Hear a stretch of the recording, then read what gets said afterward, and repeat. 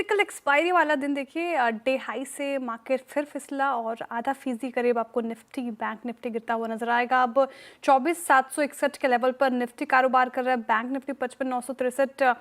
Virendra ji, typical expiry वाला दिन जिस तरीके से हम हाँ, लगातार हर एक्सपायरी हम ये नोट करते हैं कि आधे घंटे में कुछ फेरबदल होता है, वही देखने को मिल रहा है। हालांकि मुझे नहीं लगता कि 25% की टैरिफ अनाउंसमेंट का ये कोई असर है। एक टिपिकल एक्सपायरी वाला डे आज प्ले होता हुआ नजर आ रहा है। देखिए कैसी लग रही है अब क्लोजिंग, और यहाँ से क्लोजिंग स्ट्रैटेजी क्या होगी? देखिए श्रेया, क्लोजिंग ठीक है, बहुत इंप्रेसिव नहीं है, लेकिन एक बात बताऊं, जो सुबह 200 पॉइंट गिफ्ट नीचे था उसकी तुलना में बहुत अच्छी क्लोजिंग है। बहुत एक्सपायरी डे है, वॉलेटिलिटी रहेगी।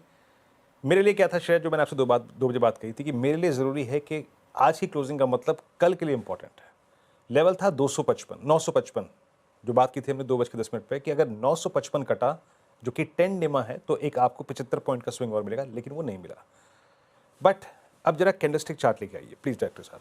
अब आते हैं रणनीति पर। देखिए, मैंने फिर भी कहा था कि आप बतौर ट्रेडर ट्रेड समेट लीजिए। ये चार्ट जरा गौर से देखिएगा। आज के हाई पे 2 एवरेजेस आते हैं, 10 और 50। आज के लो पे एवरेज आता है 100 डेमा। मैं कोई फिर ट्रेड कैरी नहीं करूंगा, यकीन मानिए, मैं फिर कोई ट्रेड कैरी नहीं करूंगा। आज सुबह हमने डिप को बाय किया, एक ठीक ठाक लेवल पर आके छोड़ दिया। सिंपली कुछ मत कैरी करिए। आज के स्टैट्स को देखेंगे। ये ज़रूरी होगा देखना श्रेया कि फाइनली टैरिफ लगने के बाद, इस खबर के बाद, एक बड़ी अर्निंग्स के बाद, मारुति के नंबर्स भी आ चुके हैं, एचयूएल के नंबर्स भी आ चुके हैं, क्राइटेक्स के नंबर्स हैं। लेट्स सी कि एफआईआईज ने कितने शॉर्ट अगस्त के लिए अब कैरी करे। 80% of your earning season is close now. 80% Shreya. आपका टैरिफ वाला मैटर जो है ना, वो भी लगभग वर्स्ट केस में क्या हो सकता था, वो भी आ चुका है। बाकी 20% अर्निंग सीजन के लिए एफआईआईज कितने शॉर्ट्स कैरी कर रहे हैं अगस्त में? They are approximately 1.73 lakh contract short as पर यस्टरडेज क्लोज। मैं फिर कह रहा हूँ, ट्रेड नहीं ले जाएंगे। कल सुबह अगर निफ्टी 100 डेमा के जोन को तोड़ेगा तो फिर शॉर्ट भी करेंगे, और अगर 10 और 50 जो कि आज का हाई है 24,955, अगर वो कटा तो लॉन्ग भी करेंगे, अदरवाइज रेंज में ट्रेड करेंगे।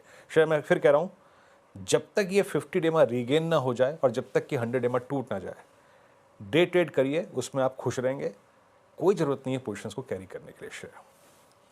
Okay, new. हमारे लिए बस क्या है कि डोनाल्ड ट्रंप बोल चुके हैं हम 25% टैरिफ लगाएंगे, पेनल्टी भी लगाएंगे, जो मर्जी लगा लो। देखिए, हिंदुस्तान एक बहुत स्ट्रांग नेशन है, और एक चीज समझ लीजिए, यहाँ पर ट्रेड डील नहीं हुई है। इसका रीजन ये है कि हम अड़े हुए हैं, भारत अड़ा हुआ है। ये अमेरिका अड़ा हुआ है की बात नहीं है, भारत अड़ा हुआ है।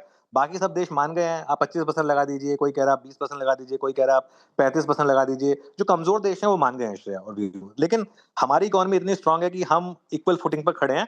और एक बात बताऊं मैं आपको, जो आज सुबह डोनाल्ड ट्रंप ने ट्वीट किया था पाकिस्तान को लेकर, उससे एक चीज क्लियर हो गई थी कि ये डोनाल्ड ट्रंप की खींच थी। वो जो लाइन उन्होंने लिखी थी ना कि may be India will buy oil from Pakistan, उससे एक चीज क्लियर हो गई थी कि ये डोनाल्ड ट्रंप की एक खींच थी कि इंडिया क्यों मेरे टर्म्स पर डील नहीं कर रहा है। और हम एक बहुत क्लियर है, हम अपने हिसाब से डील करेंगे। नहीं करना तो मत करिए। अब देखिए, जिस तरीके से जो सामान भारत से अमेरिका जाता है, इवेंचुअली अगर अमेरिका टैरिफ लगाएगा तो वो टैरिफ किसको देना होगा? वो अमेरिकन बायर को ही देना होगा। इवेंचुअली वो अमेरिका के ऊपर ही नुकसानदायक होगा, हमारे ऊपर भी नुकसानदायक होगा, मैं मना नहीं कर रहा हूँ। लेकिन हमारी डोमेस्टिक इकोनॉमी इतनी स्ट्रांग है कि हम उसको सह लेंगे।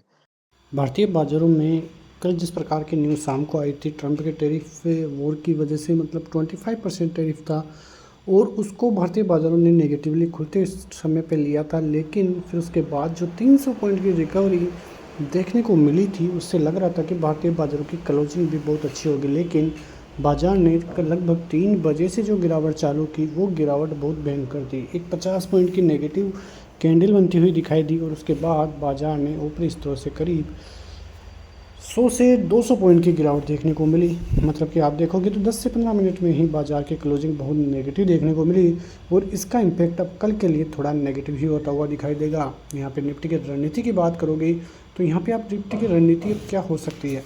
एक चीज़ है कि सपोर्ट जोन किस प्रकार से रह सकता है, और एक जोन है कि रेजिस्टेंस जोन किस प्रकार से रह सकता है। सपोर्ट जोन की बात करें तो अब फिर से बाज़ार के लिए 24,588 मतलब कि 100 EMA यहाँ पे पड़ता है, और ऊपर की तरफ देखोगे तो 50 EMA 10 EMA जो कि लगभग 24,955 के लगभग 50 के लगभग पड़ता है। तो ये जो रेंज बनी हुई है अभी, उसी रेंज में बाज़ार धीरे धीरे कारोबार करता हुआ नज़र आ सकता है, और कल बाज़ार इसी रेंज में फिर से घूमता हुआ नज़र आ सकता है। आज एक मौका बना था कि बाज़ार 25,900 के ऊपर टिके, उसके बाद बाज़ार में फिर 24,950 के बाद में बाज़ार 25,050 तक भी जाता हुआ दिखाई दे सकता था, जो कि 20 EMA है वहाँ पे, लेकिन वैसे बाज़ार करता हुआ नज़र नहीं आया। 24,955 वहीं से बाज़ार घूमा और फिर घूमते 200 पॉइंट की गिरावट रेगुलर देखने को मिली, जो कि एक नेगेटिव क्लोजिंग यहाँ पे हम कल के लिए कह सकते हैं। ओवरऑल व्यू फिर से अब आप नेगेटिव होता हुआ ही दिखाई दिया है, क्योंकि एक बार तो लग रहा था कि भारतीय बाज़ारों में अच्छी खासी खरीदारी देखने को मिल सकती है, लेकिन फिर से बाज़ार ने नेगेटिव क्लोजिंग ही दी।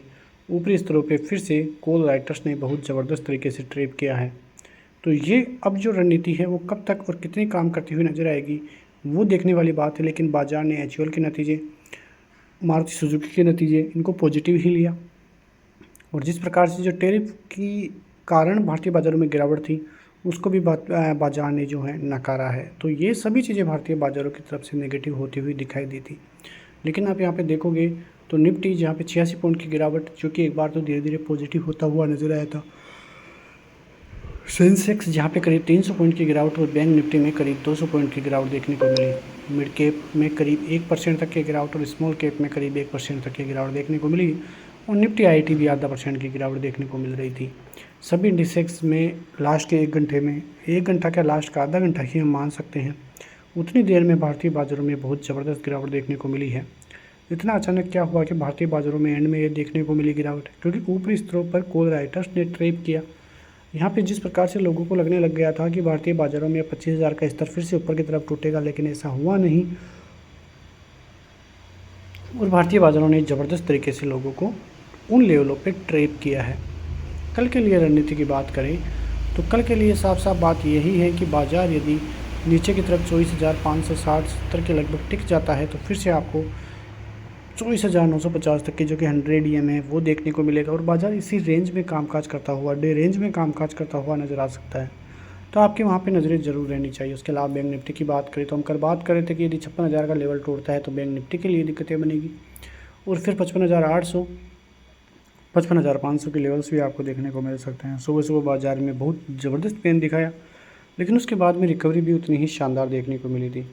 अब बाज़ार में कुल मिला के देखें तो कई चीज़ें देखने को मिली। अब ये टैरिफ को जो अलग ही बात है वो चीज़ सामने आई है, वो एक नेगेटिव व्यू है भारतीय बाज़ारों के लिए। FIIs पहले से ही नेगेटिव बैठे हैं, लगातार FIIs की सेलिंग जुलाई के महीने में देखने को मिल रही है, और लगभग 35,000 करोड़ के ऊपर की सेलिंग जुलाई के महीने में FIIs अब तक कर चुके हैं। तो अब देखना ये है कि क्या FIIs फिर से भारतीय बाज़ारों में इंटरेस्ट दिखाएंगे, क्योंकि DIIs ही एकमात्र भारतीय बाज़ारों में खरीदारी करते हुए नज़र आ रहे हैं। उसके अलावा ऐसा कोई नहीं है जो भारतीय बाज़ारों की तरफ देखें। DIIs बहुत ज़बरदस्त तरीके से खरीदारी कर रहे हैं, लेकिन यदि DIIs भी पैनिक हुए तो फिर से भारतीय बाज़ारों के हालात बिगड़ते हुए दिखाई देंगे। लेकिन एक बात तो साफ़ है कि यदि इस स्थिति में आप डरोगे नहीं तो आपका जो पोर्टफोलियो है वो बचा रह सकता है, लेकिन यदि आप ज़रा भी पैनिक होते हैं तो फिर दिक्कतें भारतीय बाज़ारों के लिए बढ़ती हुई नज़र आ सकती हैं। तो ये सभी चीज़ें जो आपको नज़रअंदाज नहीं करनी है, भारतीय बाज़ारों पर ध्यान रखनी है, और इसी प्रकार से हमारे चैनल के साथ बने रहिए। तब तक के लिए जय हिंद, जय भारत।